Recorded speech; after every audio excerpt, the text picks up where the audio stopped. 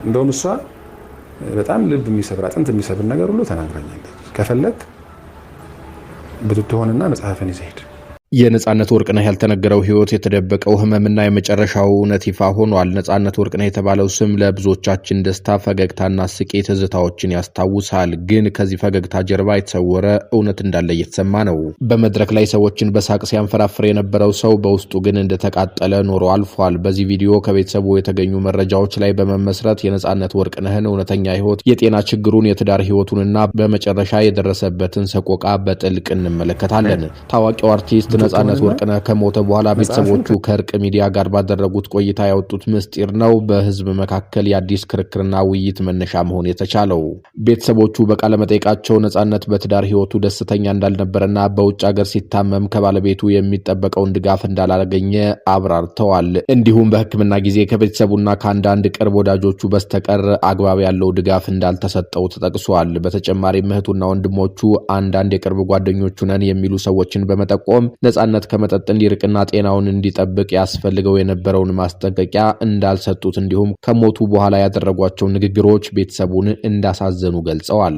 ከገንዘብና ንብረት ጋር በተያያዘ ነጻነት መኪና እንደሌለው የተሰራጨው መረጃ ስህተት መሆኑን በመግለጽ ለቤተሰቡና ለልጆቹ በዶላር ሳይቀር የገንዘብ ድጋፍ እያደረገ እንደነበር አስታውቀዋል። በተመሳሳይም በስሙ የሚደረጉ የገንዘብ ማሰባሰቦች እንዲቆሙ ጥሪ አቅርበዋል። እንዲሁም በሕክምና ወቅት አጠገቡ የነበሩና ድጋፍ ያደረጉ ግን ስማቸው የተደበቀ ግለሰቦች እውቅና እንዲሰጣቸው ተጠይቋል። ይህ አዲስ ንግግር በህዝቡ መካከል የተለያዩ ክርክሮችን ቀስቅሷል። አንዳንዶቹ ቤተሰቦቹ ሀቅ ለማቅረብ መውጣታቸው ተገቢ ነው ሲሉ፣ ሌሎች ግን ከሞቱ በኋላ የቤተሰብ ጉዳዮችን በህዝብ ፊት ማቅረብ ትክክል ነውን የሚል ጥያቄ አቅርበዋል። እኛ ግን ነገሩ ወደ አደባባይ ከመጣ ዘንድ መረጃውን ጨምቀን ለእናንተ ለማድረስ ሙያዊ ግዴታችን ነውና ቀጥለናል። የነጻነት ወርቅነህ የጤና ችግር ከብዙ ሰዎች ተሰውሮ የቆየ ነበር። ቤተሰቦቹ እንደሚናገሩት ከ4 ዓመታት በፊት የአንጀት መድማት ችግር ጀማመረው። በመጀመሪያ ቀላል ነው ተብሎ ቢታሰብም ቀስ በቀስ ከባድ ሁኔታ ላይ ደረሰ። ከዚያ ወደ ውጭ ሀገር ተጓዘ። በአሜሪካም ውስጥ ሕክምና ጀመረ። በዚያ ጊዜ ግን ሌላ ከባድ ህመም ተገኘበት፣ የጉበት ህመም። ቤተሰቦቹ እንደሚናገሩት ከአሜሪካ ሲመለስ ነጻነት እጅግ ተቀይሮ ነበር። ክብደቱ ቀንሶ ሰውነቱ ደካማ ሆኖ ይታይ ነበር። ነገር ግን ለህዝቡ ይህን ሁሉ ሳያሳይ ስራውን ለመስራት ይሞክር ነበር። ብዙ ሰዎች ነጻነት በትዳሩ ደስተኛ ነበር ብለው ያስባሉ። ግን ከቤተሰቡ የተገኘው መረጃ ከዚህ የተለየ ነው። እንደ ቅርብ ቤተሰቦቹ ገለጻ ነጻነት በትዳሩ ውስጥ ብዙ ግፍ ይደርስበት፣ በዚህም የተነሳ ጭንቀት ይሰማው ነበር። በተለይ በአሜሪካ ሆኖ ሲታመም ከባለቤቱ የሚጠብቀውን ድጋፍ አላገኘም ተብሏል። አንዳንድ ጊዜ ነፂ በህመም ውስጥ እያለ እንኳን የልጆቹ እናት ራስህ ምግብ ሰርተ ብላ ትለው እንደነበር ተገልጿል።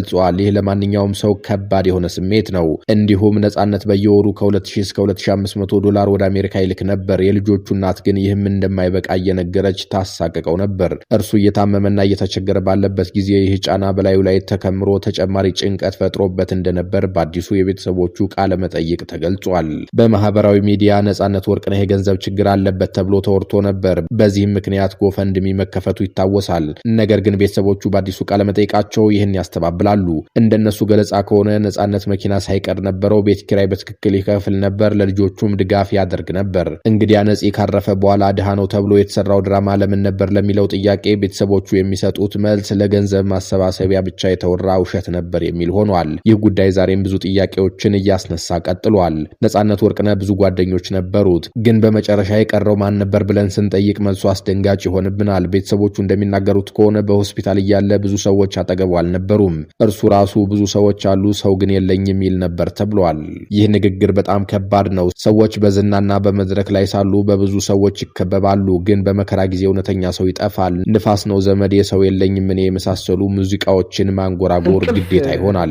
የአርቲስት ነጻነት ወርቅነህ ህልፈትን ተከትሎ ተዋናይ አስናቀ በቀብር ስነ ስርዓቱ ላይ የ29 ዓመታት ጓደኛው ነኝ በማለቱ በህዝቡ ዘንድ ትልቅ አክብሮት አግኝቶ ነበር። ይሁን እንጂ የሟቹ ቤተሰቦች በተለይም እህቱ ሚሚና ወንድሙ ወንዴ ይህን ንግግር በማስረጃ አስተባብለው እውነተኛ እንዳልሆነ ገልጸዋል። የነፂ ቤተሰቦች እንደሚናገሩት ከሆነ አስናቀ ከነጻነት ጋር ጓደኛ አልነበረም።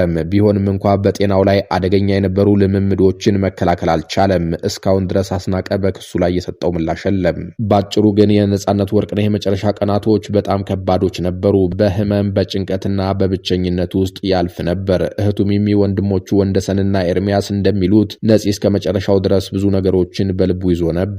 ነገር ግን ለህዝብ ደስታ ለመስጠት ይሞክር ነበር። የነጻነት ወርቅነህ ታሪክ አንድ ትልቅ መልእክቶችን ይዟል። ሰው ከውጭ በሚያሳየውና በውስጡ ያለው ስሜት የተለያየ መሆኑን፣ ዝና እውነተኛ ደስታ ለመሆኑን፣ እውነተኛ ጓደኛ ሊባል የሚገባው በመከራ ጊዜ የሚቆም ሰው መሆኑን። እናም በዙሪያችን ያሉ ሰዎችን መጠየቅ አለብን። እንዴት ነህ ብለን ብቻ ሳይሆን በእውነት እንደምን አለህ፣ ምን እየተሰማህ ነው፣ ምን ላግዝህ ብለን ውስጣቸውን ማዳመጥ አለብን። ነጻነት ወርቅነህ ይህን አይነት ሰው ያስፈልገው ነበር። አበቃን። ሰላም ይስጥልን።